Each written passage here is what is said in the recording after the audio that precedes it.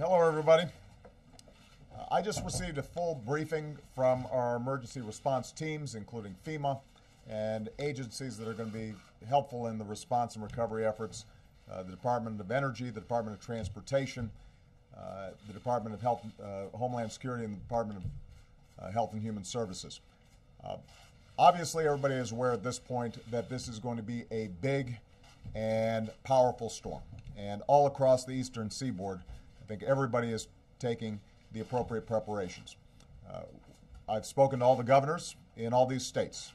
They have issued emergency declarations. Those have been turned around quickly here in the White House. We have pre-positioned assets so that FEMA personnel are working closely with state and local governments. We're making sure that food and water and emergency generation is available for those communities that are going to be hardest hit.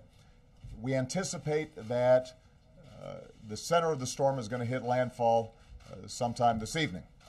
But because of the nature of this storm, we are certain that this is going to be a slow-moving process through a wide swath of the country, and millions of people are going to be affected. So the most important message that I have for the public right now is please listen to what your state and local officials are saying. When they tell you to evacuate, you need to evacuate. Do not delay. Don't pause. Don't question the instructions that are being given, because this is a serious storm and it could potentially have fatal consequences if people haven't acted quickly. The good news is that the governors and local officials, I think, have had a few days of preparation. There's been extraordinarily close coordination between state, federal, and local governments. And so we're confident that the assets are pre-positioned for an effective response in the aftermath of the storm. But keep in mind that for folks who are not following instructions, if you are not evacuating when you've been asked to evacuate, you're putting first responders at danger.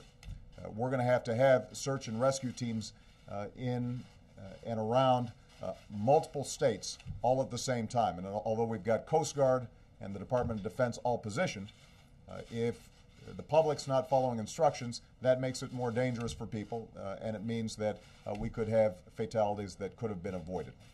Transportation is going to be tied up for a long time, and probably the most significant impact for a lot of people, in addition to flooding, is going to be getting power back on. We anticipate that there are going to be a lot of trees down, a lot of water, and despite the fact that the power companies are working very closely with their various state officials and local officials to make sure that they are bringing in as many assets as possible and getting those ready in preparation for the storm, the fact is that a lot of these emergency crews are not going to be able to get into position to start restoring power until some of these winds have died down.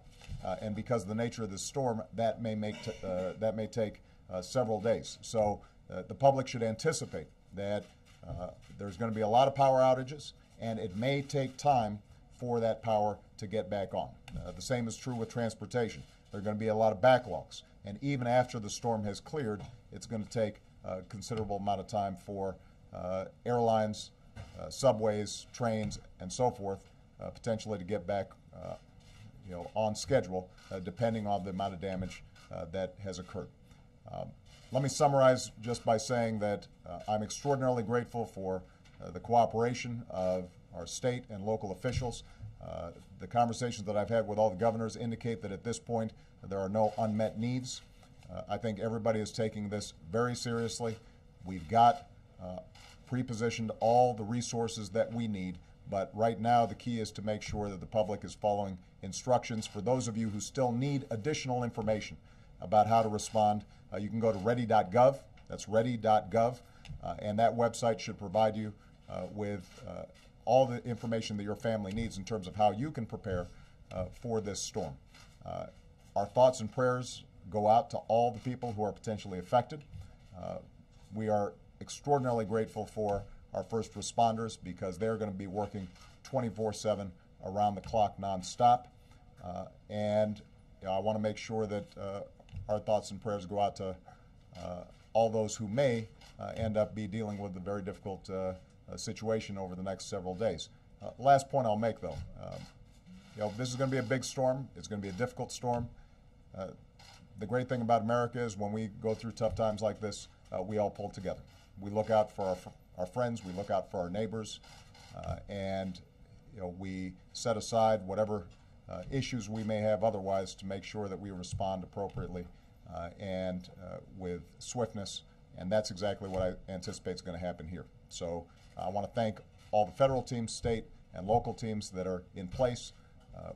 I'm confident that we're ready, but I think the public needs to prepare for the fact that this is going to take a long time for us to clean up. The good news is we will clean up and we will get through this. What about the impact on the election, sir? I am not worried at this point about the impact on the election. I'm worried about the impact on families, and I'm worried about the impact on our first responders. I'm worried about the impact on our economy and on transportation. The election will take care of itself next week. Right now, our number one priority is to make sure that we are saving lives, that our search and rescue teams are going to be in place, that people are going to get the food, the water, the shelter that they need in case of emergency, and that we respond as quickly as possible to get the economy back on track. Long time.